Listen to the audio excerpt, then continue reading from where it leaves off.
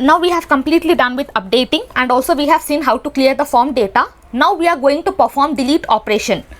Okay, now from here inside user.php, I'm just going to copy this comment, and here I'll be pasting that one. Okay, inside this class itself we are just going to do, here I have created this user class. Inside this class only we are going to write all the functions. Okay, like I have already told you while we were creating this, all the functions, even this update function I have created inside the class. So here also I'm just going to create this function. Now here I'm just going to write here public function. Here I'll just give the function name as delete row or delete user. Okay, something you can give based on your requirement. And inside this I'm just going to pass one parameter, that is nothing but id.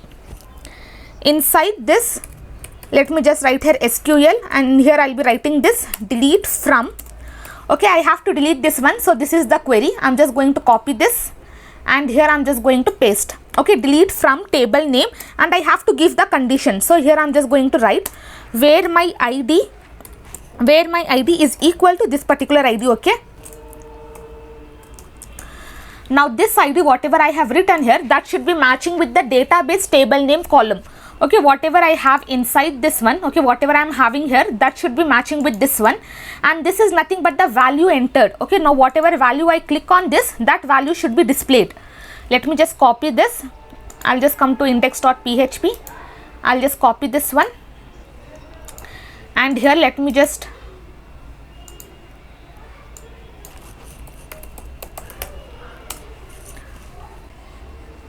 okay, now here you can see here I'm having some images are not displayed because I have deleted from the database because it was creating issue for me.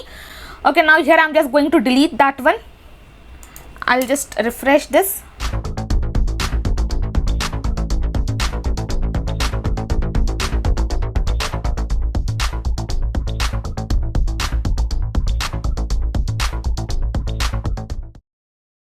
Okay, now I have deleted the data because I have already deleted some of the images from my folder because they were having larger in size.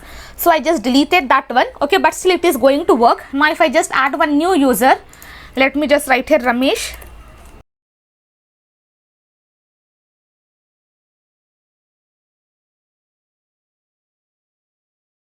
Submit. Now here you can see the image is properly displayed. Okay, because I have deleted because those images were larger in size, so I was not able to handle that one, and my website was getting slow, so I just deleted that one, and I forgot to delete from the database. Okay, now it's completely working. Now here I'm having all this output. Now let me just come to user.php, and here I have just created this delete row function.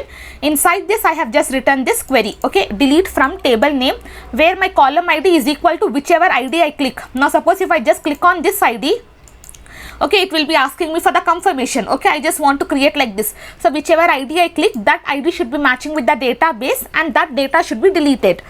Okay, now here below this I just have to prepare the statement. Now here let me just copy this entire thing, and here I'm going to paste. Now here I have just prepared for the statement. Inside this try and catch block, now here I don't need this entire thing. Instead of this, I just want to execute the statement, because whenever I click on that I have to execute. I don't want any transaction should be performed in the database. Now here I'm just going to create one variable statement, and inside this I'm just going to execute this one, execute, and here inside this, okay, whatever data I'll be getting, that will be in the array format. So here I'm just going to write here id, and here I'm just going to write the id. Okay, whatever parameter, if it is matches with this one, I'm just going to execute the statement. Okay, whatever I have written, I'm just going to execute that one. Now below this I'm just going to write here, if my statement, if it is greater than row count, if it is greater than 0, what I'm going to do is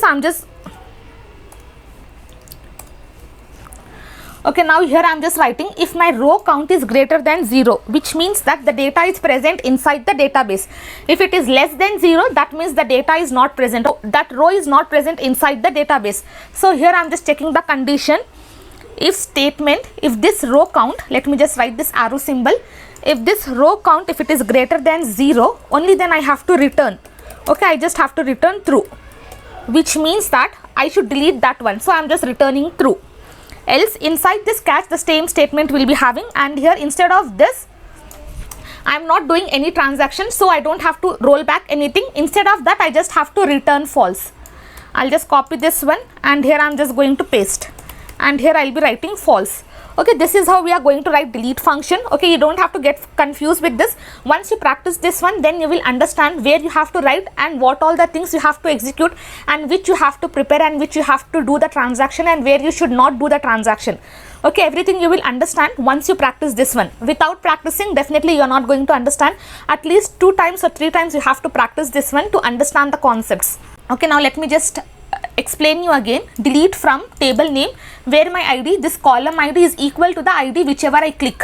Once it is done, I have to prepare for the statement, and inside this try and catch block I'm just returning false. If the data is not present, I just don't want to do anything, I just want to return false. If it is present, inside try catch block I'm just executing that one. Okay, if we execute, only then it is going to perform. And here inside this array I'm just passing this ID, and here I am having all these things, and here I am just counting this one. If my row count is greater than 0, which means that my data is present inside the database. If my data is present inside the database, then I can just delete that one. Okay, this is how we are going to perform this delete function. Okay, this is the function for deleting. Now still it is not going to work because we have not written JavaScript and Ajax. Once you are done with this, we'll move on to the JavaScript and Ajax part and perform delete operation.